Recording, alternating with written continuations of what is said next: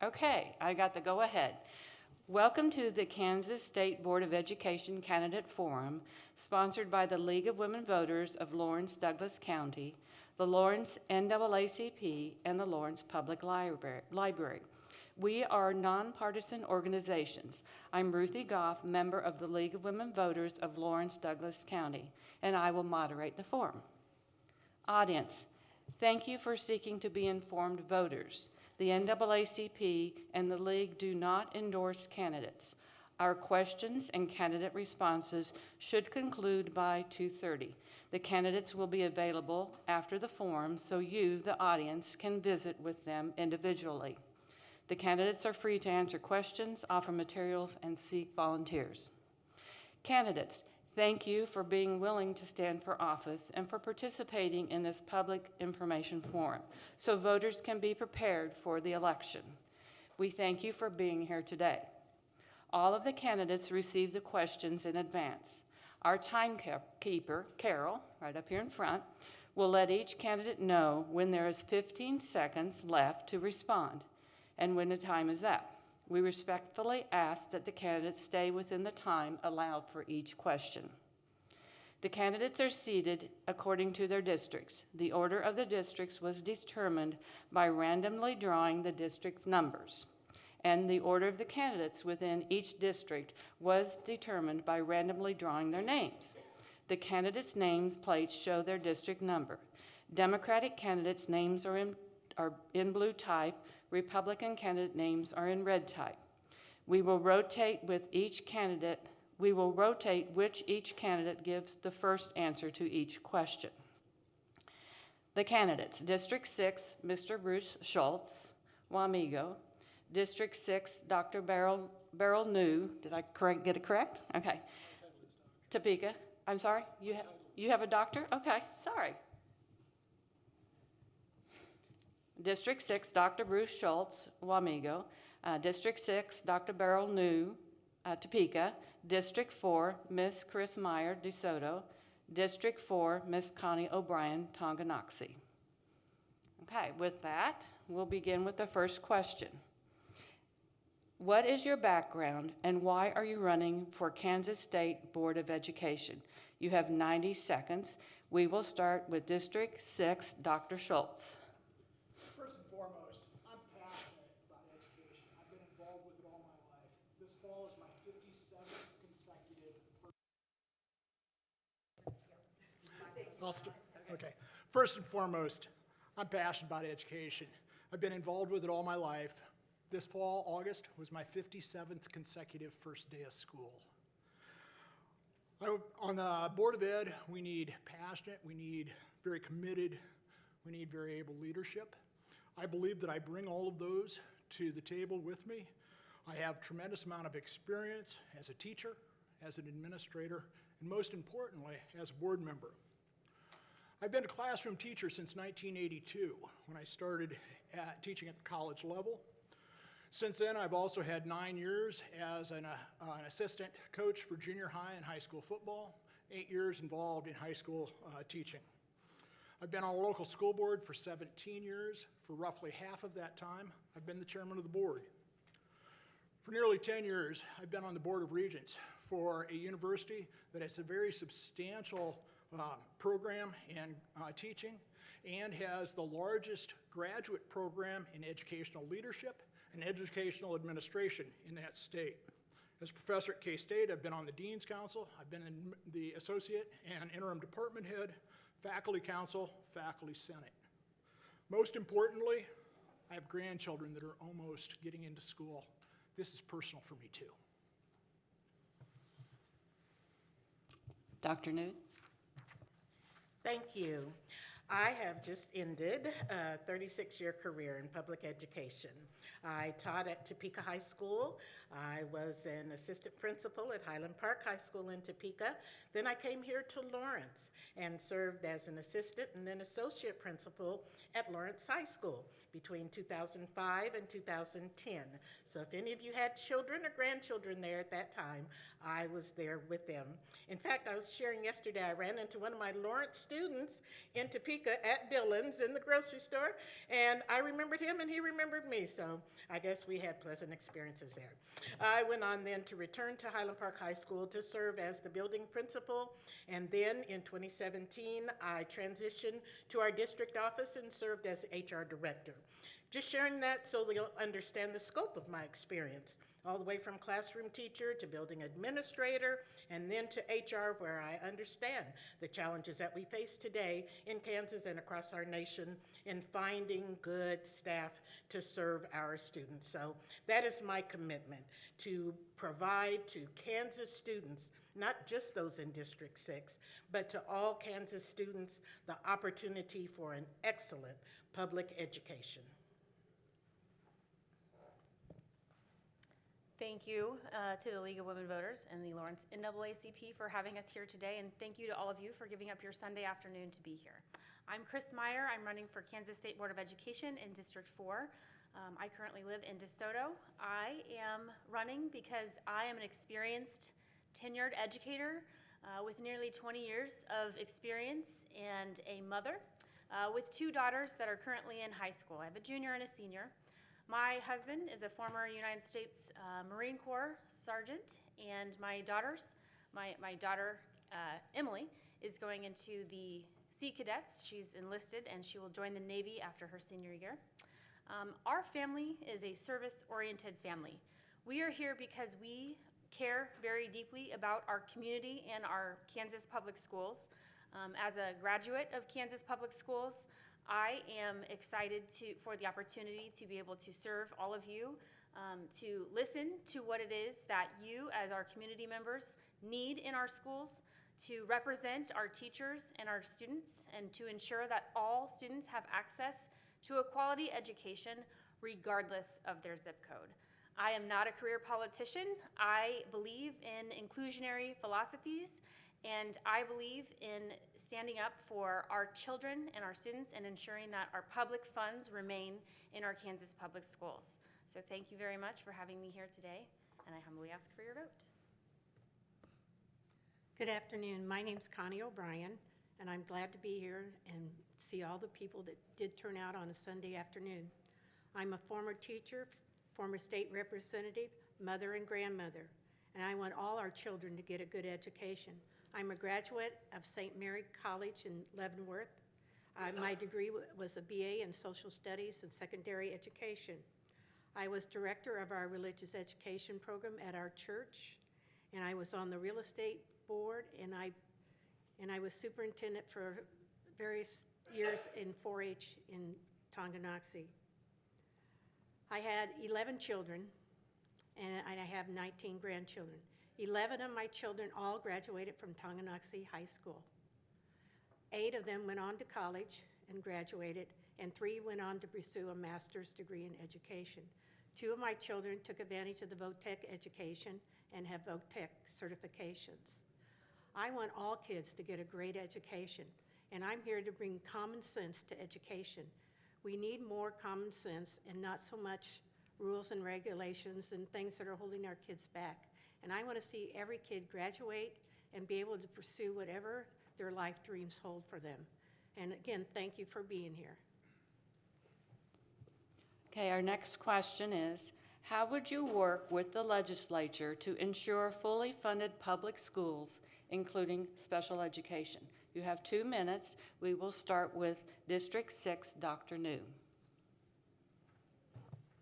Thank you.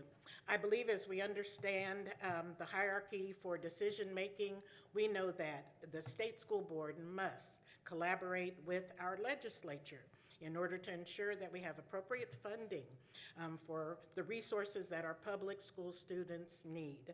I think that when we all come together, it doesn't matter what side of the proverbial aisle we may have chosen to be on, we have to keep in mind the most important factor in our decision-making, which is the well-being of every Kansas child.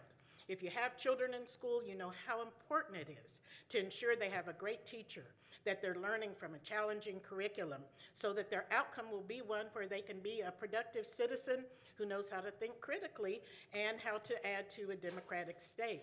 If you don't have children or grandchildren in school, you are a taxpayer. You want a return on your investment. You want an educated public who can earn funds to keep our Social Security system funded.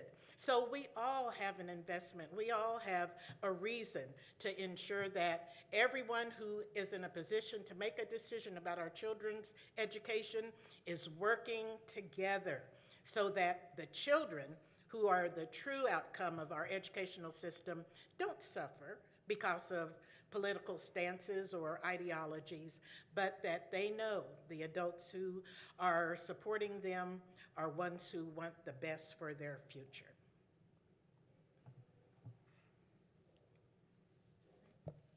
Thank you. I believe everything Dr. New just said.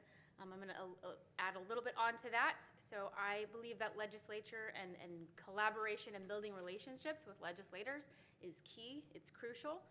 What I will do is ensure that I am bringing data to our legislators, that I am listening to our students and our teachers and our administrators to ensure that I bring the data that is relevant and firsthand. When it comes to special education funding, I want to clear up a few misconceptions that may have been out there. So for one, Kansas State schools, Kansas public schools have been underfunded in the area of special education for many, many years. There was a decision, the governor did release, that the Kansas Supreme Court did release jurisdiction this year at Chris Kobach's request, that the schools would be fully funded. So yes, public schools did receive short of $75 million this year alone to make up for the nearly 92% of excess costs that the legislature pledged to fund that have gone on underfunded for many, many years. Wasn't even part of the Gannon decision. We still have over $100 million in deficit, and what that means is that districts are using their monies out of their general education funds, which go to pay for teachers, to reduce class sizes, to purchase programs that are critical for our students' academics, social, emotional, and mental health. We then have to take that money and pay towards special education shortfalls because we have students that we care to serve, we must serve, or required by law to serve to ensure that their needs are being met by their their IEPs. That said, we need to ensure that just because in this election year that they were funded $75 million, just short of, that we are still pressing for the remaining funds to go to our Kansas public schools because our teachers and our students deserve it. According to Governor Kelly, the schools have been fully funded for the last 6 years. And she said that, so I believe what she said, because she wouldn't have said it. Currently, Kansas funding is at record levels. It's higher than it was in 2009. It's higher than it was in 2012. It keeps going up. Right now, the average is at least $17,000 per student. That's average across the state. Some schools get more, some get less. The Kansas legislature decided to include $75 million into special ed this year. And I think they've mapped out a 5-year program to where they can include more money over the next few years. Also, special ed was mandated by the federal government, and the federal government planned to put in 40%, and they only put in 14%. So it's not also the state's fault. The federal government has not lived up to their part of funding special education. So, and when the local school boards meet and they fund out the money to the different things, they have a lot of mandates they have to meet, plus the special ed mandate. So I think we can do better in special ed, and I think the legislature plans to do that.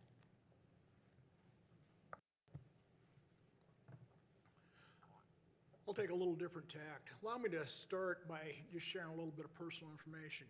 I love my wife, Kathy, dearly. We've been married for 35 years. We raised our kids here in Kansas.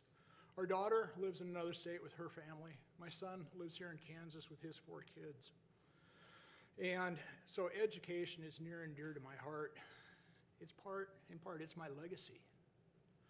And it's in the balance. Importantly, we have a grandson who has both developmental delay, also has profound physical handicaps. He has to have his needs met. This is personal at that level too. Because of our experiences with our children and grandchildren, and especially the desire to have a successful set of grandchildren here in Kansas, I have a tremendous passion, but also a lot of insight about what needs to happen for these kids. First of all, I want to turn back to the question and address the concept of fully funded. Fully funded is not defined. It's defined by whoever wants to define it.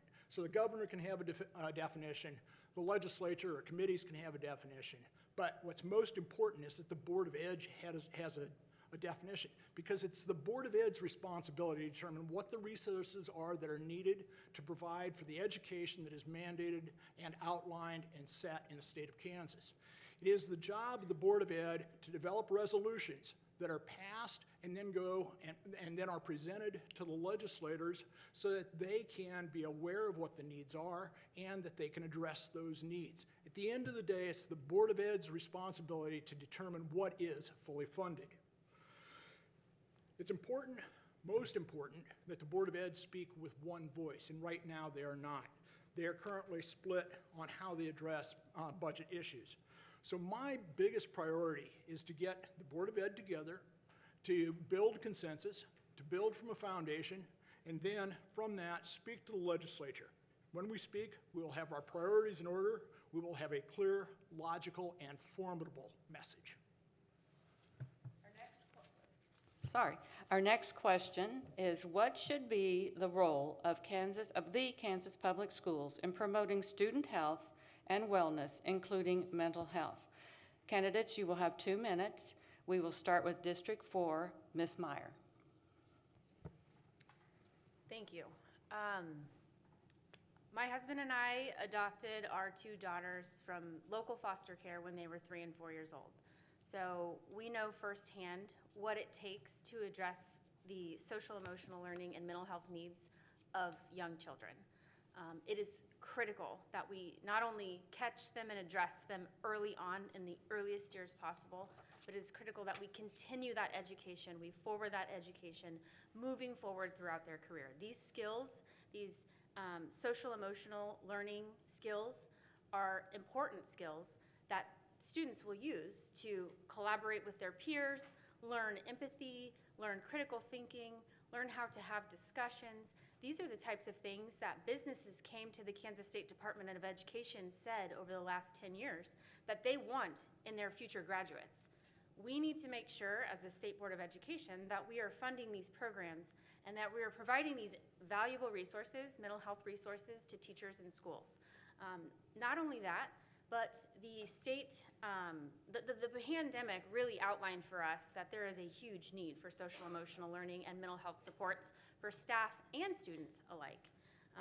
There is a research study of over 213 meta-analysis of social emotional learning programs that basically says that a student who has this type of learning, this support in their life at school, they are 11 percentile points more likely to achieve academically higher than their peers who do not have these critical resources and supports. So in addition to what I just mentioned, I also believe that schools should have comprehensive mental health services. That includes counselors, social workers, school psychologists, and mental health professionals integrated into their schools and their programs. Thank you. Basic nutrition, learning about the 4 basic food groups and a balanced diet is important to physical growth as well as mental health, well-being, and equally important. Psychological issues must be handled by trained professionals. Teachers aren't equipped to deal with these issues. Social emotional learning needs to be handled by a psychologist that knows how to handle these issues that children are dealing with. And the COVID epidemic really brought that out in children. They didn't do very well learning while they were at home. And so they suffered, and they needed to be socialized and have different things happen while they were at home, and they didn't get those. They didn't see their peers, they didn't see their teachers, and they didn't have that one-on-one, relationship with the school. So my position is psychologists need to handle those issues, and teachers need to be able to teach the kids.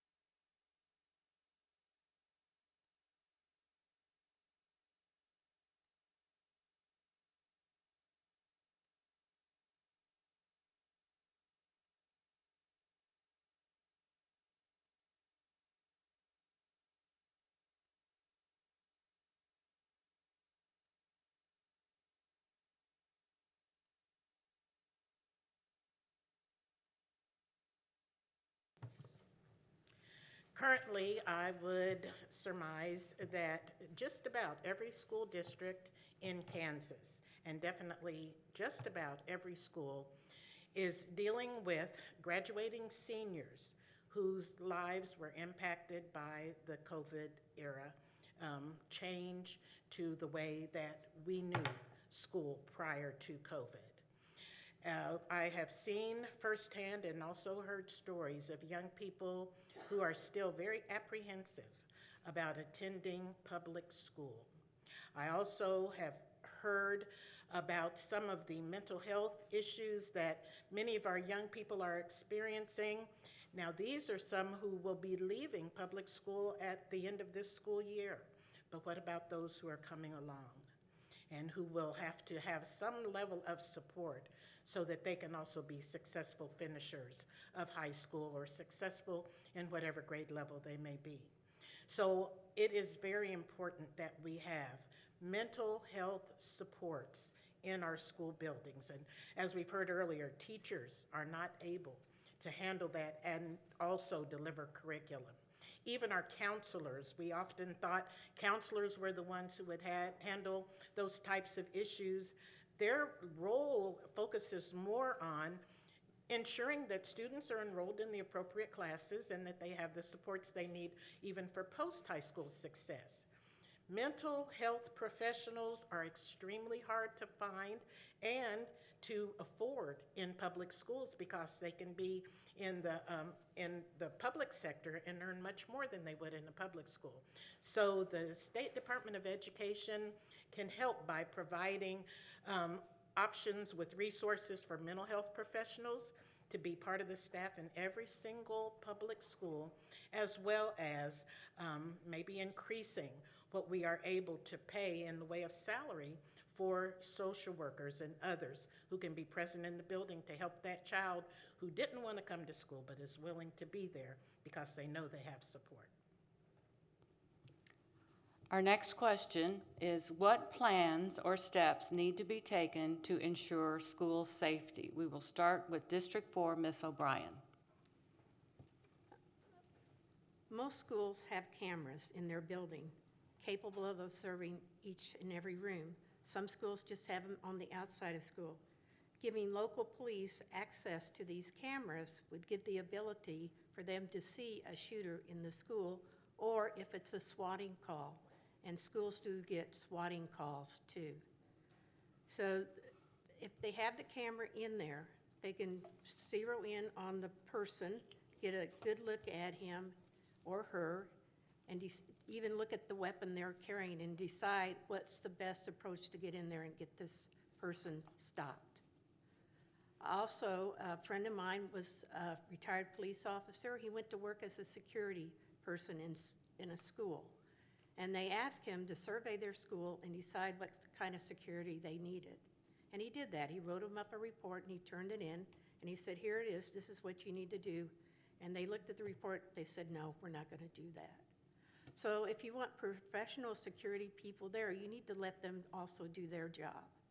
So this person did go on to become a paraprofessional, believe it or not, and loves working with autistic kids. So, we need security in the schools. Nobody wants to get a phone call that their kid's in dire need at school with the shooter present in their school.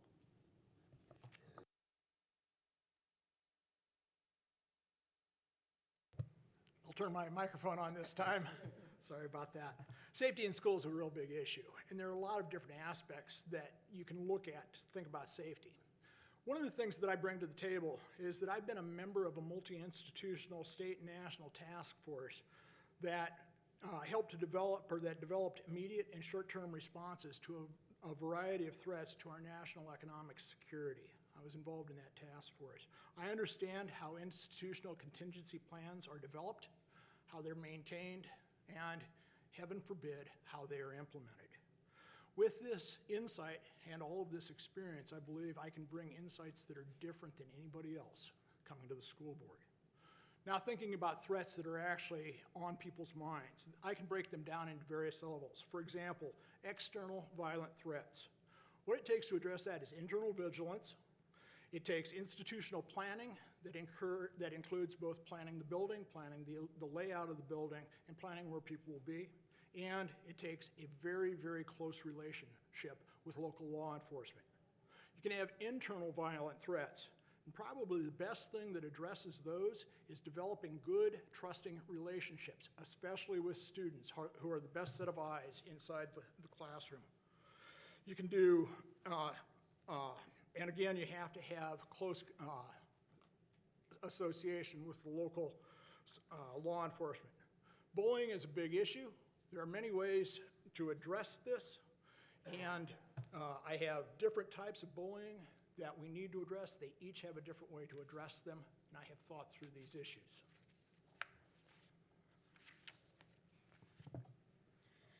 It's sad to say that over the past 20 years, almost every public school has had some type of lockdown drill during regular segments of the school year. So schools understand that aspect of it. But to ensure that our students are safe, as we've heard, external surveillance is critical. We need to know who's on the campus and who's entering our buildings. Internal surveillance and monitoring of not just student activities, but the adults who enter the building is critical. We have to know who's in the building.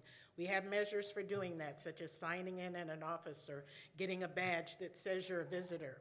But too many times across our nation, we're seeing people able to enter school buildings and to murder innocent children without anyone noticing that they were even on the campus.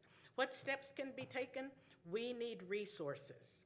We need human resources. We need adults who are trained to protect people. when extreme measures are necessary. But we also need training for those who work with the children every day.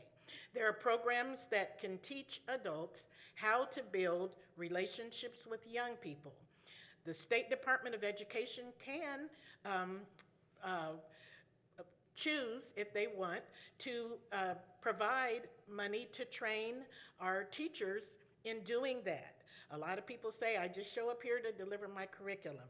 Well, if you're working with kids, it's going to take a little bit more, and the State Department of Ed can help with that level of training. Thank you. With regards to school and student safety, while my opponent at the We the People of Leavenworth Forum on September 16th said, and I quote, "Concealed carry for teachers is another way to have somebody there armed to take down the shooter," I think the Second Amendment is a good amendment. I want to say that I do not believe that we should be arming our teachers. In fact, I think that is very dangerous.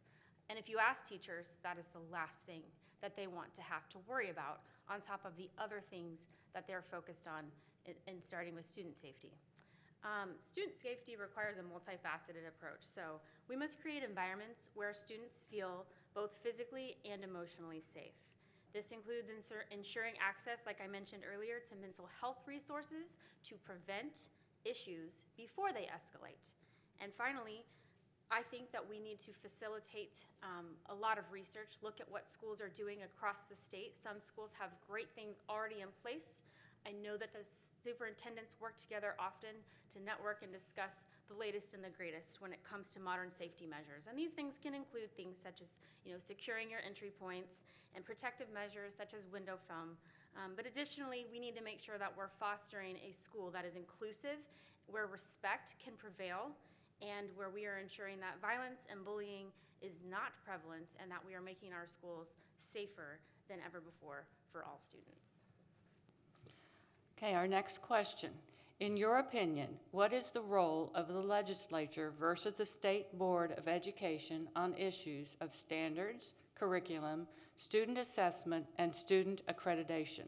We will start with Dr. Schultz from District 6. In some ways, this is a fairly simple question to address. First of all, it is the responsibility of the Board of Education to set outcome standards for education. It's the responsibility of the Board of Education to set standards for accreditation.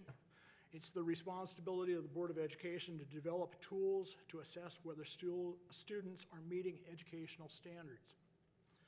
It's also the responsibility of the Board of Education to set standards for licensure for teachers, what is expected of them before they're even hired. It is the responsibility of the legislature to ensure that adequate resources are available and that will allow students to reach and exceed the stated standards.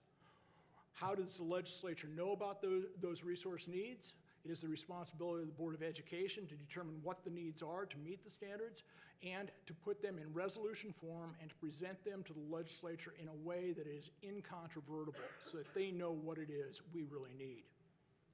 Local school boards are responsible for identifying, purchasing, or obtaining and implementing the local curriculum, the curriculum that works for that location at that time.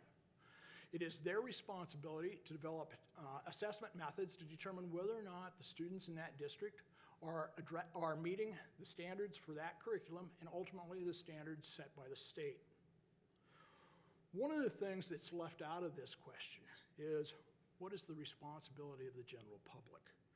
It is important, especially for parents, family members, local communities, to engage and maintain in the local school system, a system that they can be proud of, that they can embrace and support. They weigh in with their voices at public forums, at public meetings, in the school paper, or in newspapers, etc. Most importantly, they weigh in with their votes for school board members, for legislators, and for the governor.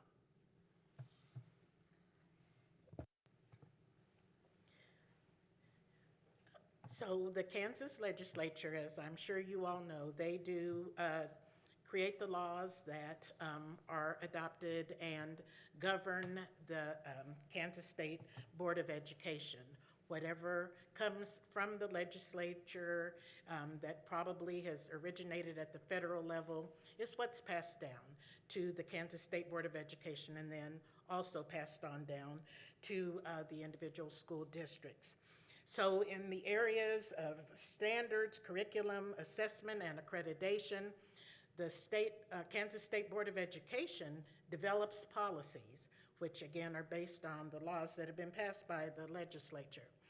But what you all have the privilege to do is select individuals who you know will represent your core beliefs about how children should be educated. Then that group of 10 individuals selects a commissioner of education who oversees how the policies that are created and supported by the State Board of Education are enacted upon at the district level. It is so critical as a voting public that you see the real crux of carrying out whatever the federal government, the state government has said should happen in public schools. It falls in the laps of our voters. And that's why it is so important for you to know you have a voice and to exercise that voice on November 5th or whatever day there is an election on the even and odd years, and select people who are going to represent our children with the mindset of taking great care of them so that they can grow up to be productive, educated adults. That's the only way what we know as good, solid education will continue, is if voters complete the role that they have so that everything else cannot flow down from the top, but really be supported from the bottom and grow from the grassroots. While I support everything that Dr. New just said and the gentleman to her left read from his paper, I do want to say that the legislature's role is indeed to ensure that the board is adequately funding our schools and that the legislature is funding our schools. But the legislature should not support nor dictate. They should support, not dictate, the development of curriculum and all of the things that we do at the local levels. That includes the day-to-day oversight, the policies that directly impact your communities the most, and like you said, everything about all the way on down to the voting and the things that have been said previously. What I want to address a little bit is about what was discussed earlier about the makeup of our current board. So our current State Board of Education has 10 members, and it was discussed earlier that there are a 6-4 split vote. That is because there are 6 very moderate members who work together on a daily basis to ensure that they're supporting our public schools. There are 4 members who are seeking to sow distrust across the state of Kansas in our public schools, which would then lead to the defunding or underfunding of our public schools. They're using plays right out of the ALEC playbook. So what's important is that you research your candidates that are sitting here in front of you today, and you make sure that those candidates are solely supporting public education and using public school dollars to fund our public schools, and making sure that those resources stay in our public schools, and that you remain not just taxpayers paying for one system of public schools, but like in some of our other states that have adopted school vouchers, where they're paying now for 2 separate tax systems. We don't want that. We want, our schools are great. You all value your schools. We value our schools. Please do exactly what she just said and vote on November 5th. Thank you.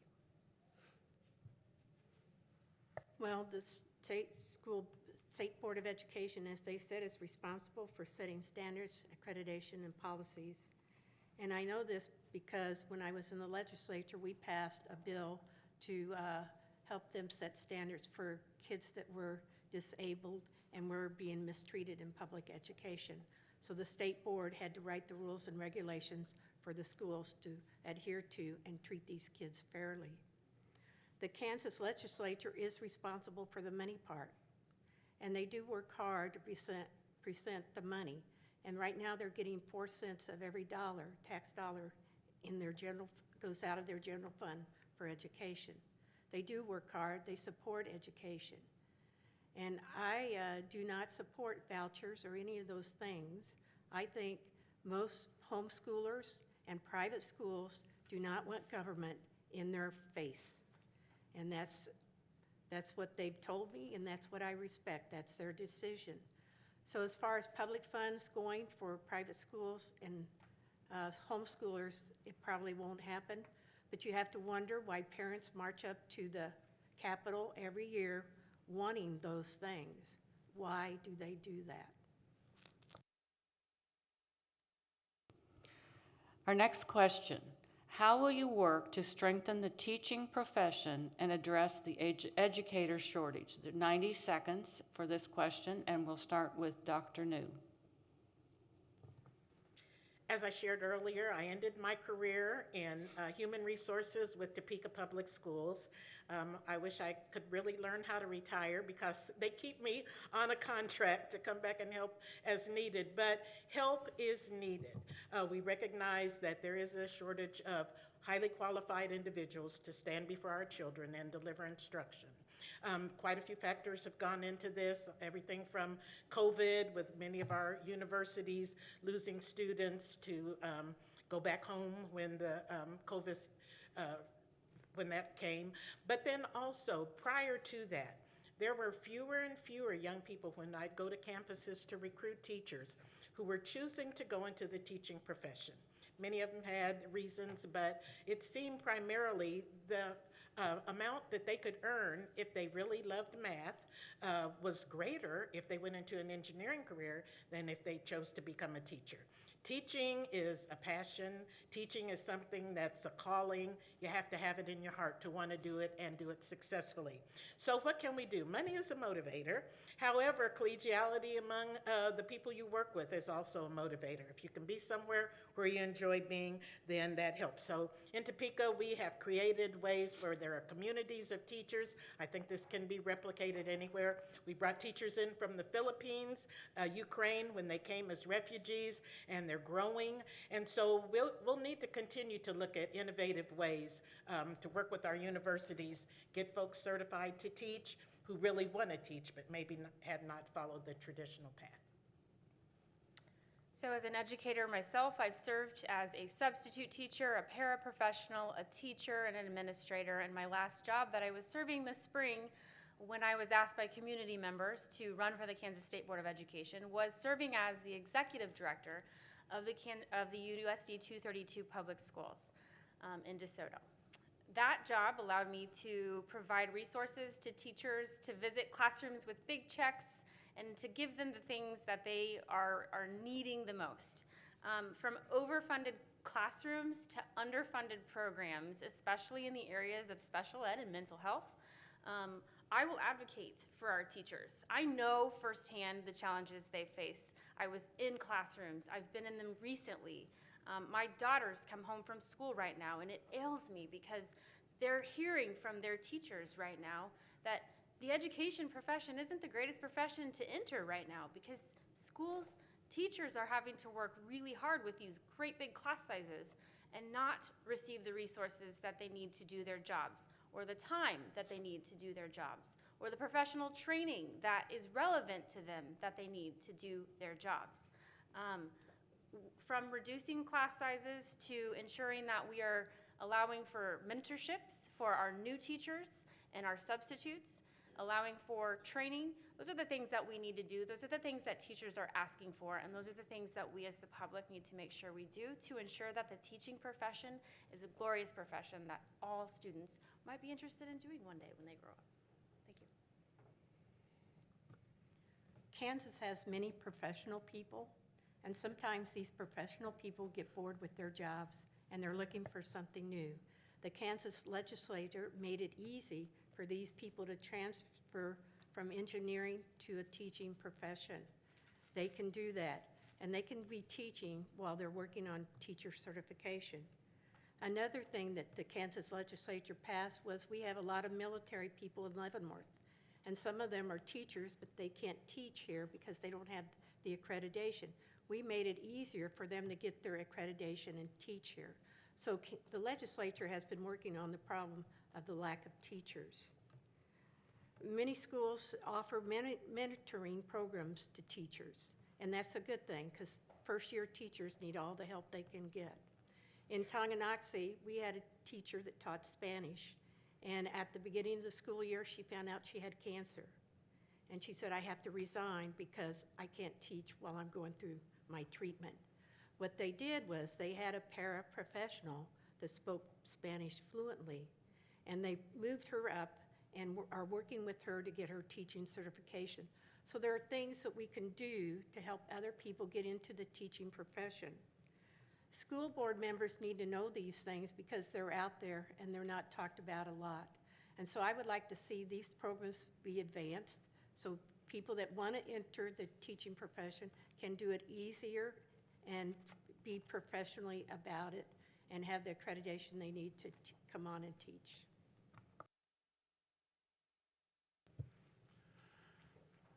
To advocate for higher salaries is an easy thing to say to do. But right now, I don't think it's the best answer. If you look at teacher salaries, average teacher salaries in Kansas are higher than they are in Missouri or Oklahoma, and they're on par with what they are in Nebraska. So raising all of the salaries would be great, and that would be great support for our teachers. But there are other ways that we can reduce the amount of teacher loss, and that's really what we need to do more than anything, is to build retention, or better yet, build persistence in teaching. We need to reform the system to allow and promote greater community engagement with schools and especially with classrooms. Such engagement comes with familiarity, respect, support. The teacher becomes fully integrated in the community and can enjoy an essence of belonging. This is really, really important. It goes a long way to satisfaction with their vocation throughout life. Engagement with families can effectively augment, extend, and enrich the learning environment for students. It makes the school day longer, the children learn better, and the work that the teachers do is capitalized far greater. Go on the flip side. If the community doesn't support the faculty, if the community speaks poorly of the faculty, the children will not respect the school or their classrooms. This is a death knell. This is very bad. And so I think what we need to do is make community engagement part of the accreditation process. It is in some school districts. We need to build it into more so that we can have greater teacher retention and greater job satisfaction. Our next to the last question, we have this one and one more. What is your position on the use of public money to fund school choice? 90 seconds, and we will start this with District 4, Ms. Meyer. The question, public money to fund school choice.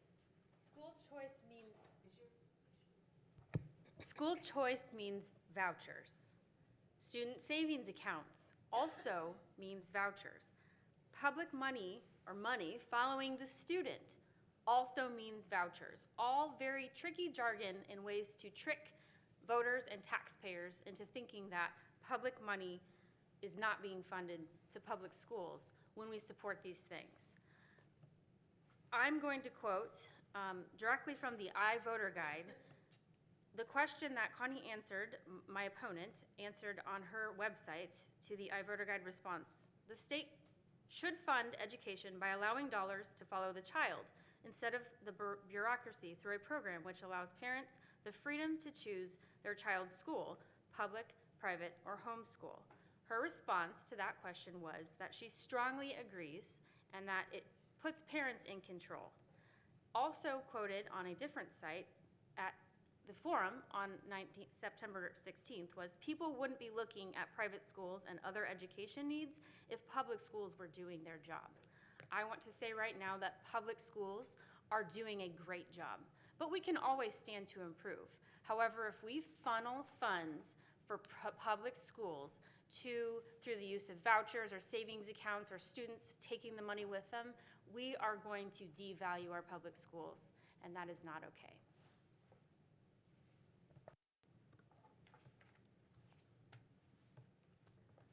The State Board of Education has no control over school funding and school choice issues. That's up to the legislators that are represent the people. And parents are going up to the Capitol every year wanting that choice. I don't support that after talking to people that are in private schools or in home schools. Homeschooling has increased since COVID. It's tripled. There were 1 million children in homeschooling. Now there's over 3 million children across the United States in homeschooling. Why did they change? Why did that change happen? Those are questions I would like answers to. So if those parents are making decisions on their children's education, I know the legislature just passed open enrollment where a student in one school can transfer to another if they have a space for that child. So they're looking, even the public schools are looking at different issues to help children that are maybe in a school that's not doing as well as some of the others. And these are choices that parents should be able to have. So I stand by that I don't support vouchers.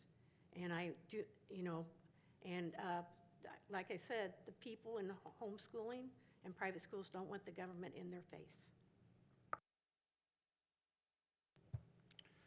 Well, as you can understand from hearing the two speakers before me, this is a highly charged issue and there's a lot of nuances in it. First and foremost, as they've referenced, the House and the Senate and with the governor's approval, they enacted legislation that allows parents to designate which public school district their child attends at school, and the taxpayer dollars follow. This is the first level of taxpayer monies being moved to allow for school choice. It's the law in Kansas that was passed by the legislature. There are many well-known examples of taxpayer dollars being used in private, both parochial and non-parochial schools. One of the great examples is USDA school lunch program. Heaven forbid, we would not want to stop that. And so we have to look at all of the nuances that are being presented on a issue-by-issue basis. Many states, including Kansas, have programs that enhance and promote quality education that occurs outside the public school system. I can cite these. In these cases, parents have made a choice to have their children educated in the least restrictive environment. That's an official title or an official designation, least restrictive environment. Through these various programs with different types of oversight, taxpayer dollars provide some support for children learning in these institutions. Again, these have passed legislative budget choices. They've been signed off by the governor, and they are the law. As was said, when it comes to the budget, the legislature makes the choices. As voters, we need to be certain what we're talking about every time we talk about taxpayer monies following students. Earlier, my colleague on the end shared she's the mother of 11. I'm the mother of 8 children, and all my children were educated in public schools. We were not wealthy by any means. In fact, there was many an evening when my niece used to tease me I could take one chicken and make 5 meals out of it. So they were eating one of those meals, but yet they have done quite well. 3 of my daughters have earned doctorate degrees. One is an adjunct professor for Howard University, and 3 of my children are in public education. So it's just taught me that we as families make the best out of what we're offered through public education. And I think in many ways our children suffer when they're not part of a community of learners that's very diverse. So my position on the use of public money to fund school choice is that public money should fund public schools, and that will be my stance from here until, and I would say that if I was a candidate or not. I think there are individuals who can afford to make different choices if they choose to do that on their own family budget. That is their choice. But when it comes to public dollars, it should go to public schools. And I just want to quickly share a quote that I came across a while back by Horace Mann, and he said, "The public school is the greatest discovery made by man. Education is best provided in schools embracing children of all religious, social, and ethnic backgrounds." It was true then. I firmly believe it is true today. Our final question: what is the role of the Kansas State Board of Education in responding to efforts to ban certain books or curriculum? 90 seconds. We'll start with District 4, Ms. O'Brien. I don't believe in book banning, but I do believe that age-appropriate books should be given to children. You wouldn't give the children a copy of War and Peace. I don't think adults can even read that. So, all the books need to be age-appropriate, but you don't need to ban books. People need, if they want choices to read certain books, that's their business. I'm not going to legislate or tell people what they can and cannot do. And that's all I'm going to say on the subject. As I said earlier, it's the responsibility of the Board of Education to set standards for topics that must be included in the curriculum as far as the standards for state assessment and so forth. And it is the responsibility of local school boards to select a curriculum and to make certain that all the resources necessary for that curriculum are available at the school. Thus, it's appropriate that the local school board makes decisions on what is in their collection. We don't have enough money to make certain that everything is in their collection. We don't have enough storage space to make sure that everything is in their collection. And in the same way, we need to be certain that they have everything in their collection that they need. But it is their decision to determine what is appropriate within that setting.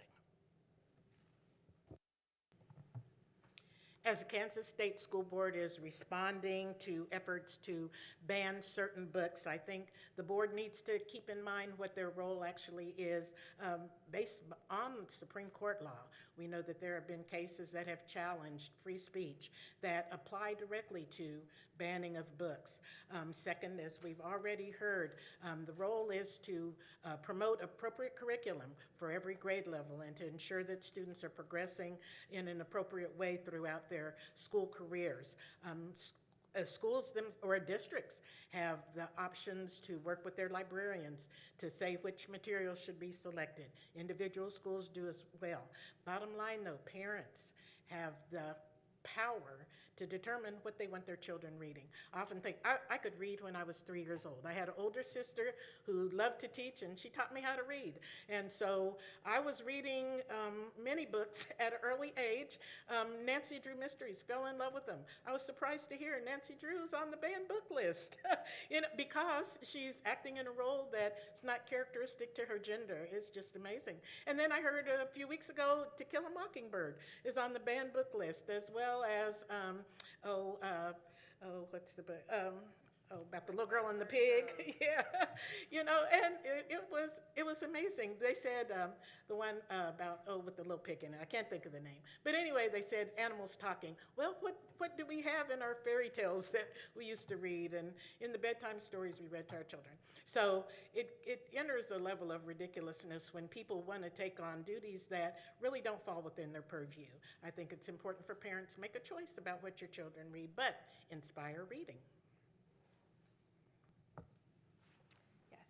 It is important that we note that the Kansas State Board of Education's role is to uphold academic freedom and ensure that students have access to well-rounded and inclusive education. Efforts to ban books or restrict curriculum are often politically motivated and undermine educators' ability to perform diverse perspectives and critical thinking opportunities. So the board should stand firmly in ensuring that intellectual freedom is allowing educators to use their professional judgment to choose materials that are age appropriate, I agree, that foster learning and inclusion, and they respect different viewpoints. That said, the board must ensure that curriculum decisions are made and based on value and research and not just political pressure or censorship efforts. We must work with our local libraries and librarians and schools and libraries in the community to ensure that our students have access to these resources where they can find books about their true, authentic selves and feel included in their school libraries. As an educator, I know this speaks from the heart with a lot of our teachers that they just want to teach. They want to do their jobs. They want us as the board to provide that general guidance and oversight and stay out of the things that don't necessarily fall in our purview and allow their local districts to make those decisions because their districts know their clientele the best. Thank you, candidates, for helping citizens be better prepared to vote. Thank you to the Lawrence branch of the NAACP and other community partners for co-sponsoring, and thank you to the library for hosting this forum. On behalf of the League of Women Voters of Lawrence Douglas County, please vote in all elections, local, state, and national, on November 5th. Early in-person voting begins in Lawrence on October 16th.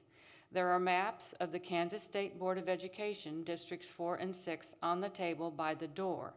Due to gerrymandering after the 2020 census, you may be in a different district, in a different Kansas State Board of Education district than the last time you voted for the state board. Most of Lawrence is now in District 6, and most of the rest of Douglas County and a little bit of West Lawrence is now in District 4. Please join us for our next Civic Engagement 101 forum about reproductive rights and abortion access on Zoom, not in person, at 6 p.m. on October 17th. See the library website for the Zoom link. Thank you, audience, for attending this afternoon. You're invited to stay and visit individually with the candidates.